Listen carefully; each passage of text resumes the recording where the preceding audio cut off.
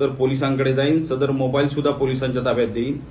या संदर्भात जो कोणी हा मेसेज मला पाठवलाय, कारण ह्या संबंधात आमचा कोणताही संबंध, फक्त विरोधक म्हणून किंवा एक तुम्ही त्या नजरेने बघत असाल, आमचा आवाज जर दाबायचा प्रयत्न करत असाल तर तो सहन केला जाणार नाही।